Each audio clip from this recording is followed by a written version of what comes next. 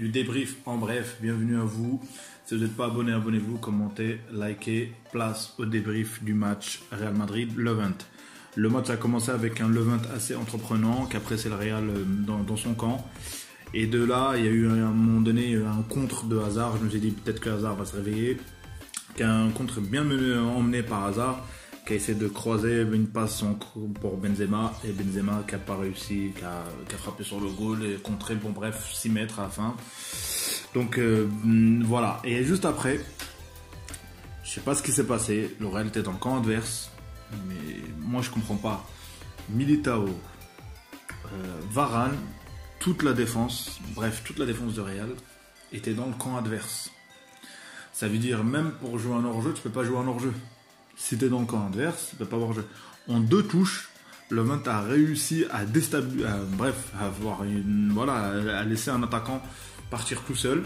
Et là de là, Varane essaie de revenir, Militao essaie aussi.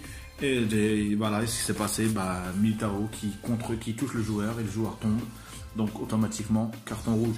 Est-ce que le joueur, Varane ne pouvait pas le rattraper ou pas? Ça, on ne saura jamais. Mais sinon, ce que je comprends pas, que ce que faisait la défense de Real, Varane et Militao, qu'est-ce qu'ils faisaient dans le camp adverse? Franchement, et Militao, je suis désolé, c'est pas Militao, c'est Mili-KO. Il a mis le Real KO à 10, même pas 8 minutes de jeu. C'est grave, je trouve. Donc le Real allait jouer tout le match à 10. Et à de cela, le Real avait toujours le ballon quand même. Il y avait encore de la fraîcheur. Et là, une passe de génie de Kroos, franchement une ouverture, franchement pour Asensio. Une ouverture dans le camp du Real, c'est énorme ce qu'il a fait Kroos. Et de là, Asensio, il part en vitesse, il enrhume tout le monde en vitesse, il arrive à croiser le ballon, le gardien ne peut rien faire. 1-0 pour le Real. Donc à ce moment-là, je me suis dit que le Real allait tenir. Il aurait pu. Voilà, il y a eu une deuxième occasion pour Asensio.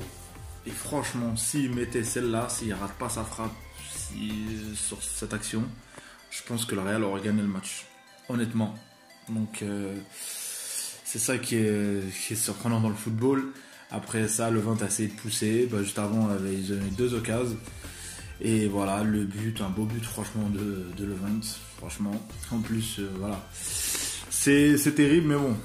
Donc, un partout à la première mi-temps. Deuxième mi-temps, un Real inexistant. Franchement, est-ce que ça coûte... On va dire, jouer à 10, c'est difficile. Hein. Moi, je pensais que c'est obligé, que tu peux pas tenir un rythme de la première mi-temps. C'est impossible. Déjà, en 11, c'est difficile, alors à 10, c'est encore plus. Donc le Real, et surtout en parlant du milieu de terrain de Real, c'est pas pour le critiquer, ils sont assez âgés quand même, que ce soit Modric, que ce soit Casemiro, Kroos, ils ont pas 20 ans quoi, donc c'est sûr qu'il n'y avait pas de fraîcheur pour tenir pendant 90 minutes avec un rythme aussi élevé, parce qu'à en même temps il y avait du rythme quand même. Donc à ce moment-là, le Real n'a pas eu vraiment d'occasion. Donc et là, Hazard qui est sorti, donc Hazard, pas grand chose, hein. Je n'ai même pas encore rien de commenter, donc il a encore rien fait au Real, on va dire, et aucun match référence, hein, je dirais. Et à ce moment-là, t'as Vinicius qui rentre, voilà. Vinicius, quand il a dit Benzema, il joue contre le Real, donc on a bien vu qu'il avait raison, Benzema, il joue contre le Real. Hein. Il fait une faute, penalty, et là t'as Courtois, quel Courtois, top match, franchement Courtois, il a fait beaucoup d'arrêts sur ce match.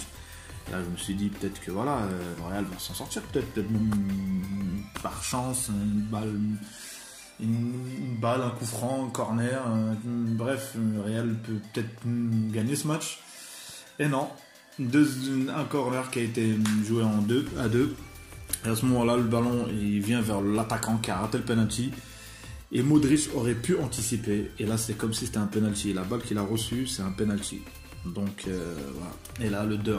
Et le Real, je ne le voyais pas revenir. C'était impossible. Déjà, à partout, il n'y avait rien. Donc, ils n'avaient pas la force, d'ailleurs. Donc, voilà. Conclusion de ce match. Un match honnêtement décevant. Levante qui a mérité sa victoire. Et aussi, je vais parler de Militao. Honnêtement, Militao... comme je dis, il a mis KO le Real. Il a aucun match référence.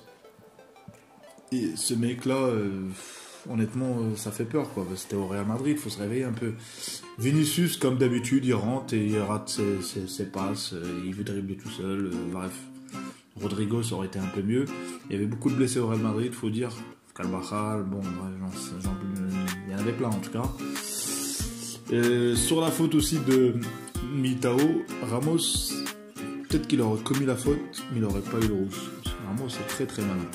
Il a déjà eu beaucoup de rouge, mais Ramos est très très malin. Donc voilà, conclusion, rien à dire, une victoire méritée pour le moment, encore pour une équipe de la région de Valence qui gagne contre le Real. Valence avait gagné 4-1 contre le Real, et là t'as le Real qui gagne. Donc voilà, c'était un Real, il ne fallait pas qu'il joue contre Valence et sa banlieue. Les amis, merci d'avoir suivi le débrief, prenez soin de vous, à un prochain débrief, abonnez-vous, commentez, likez, salut.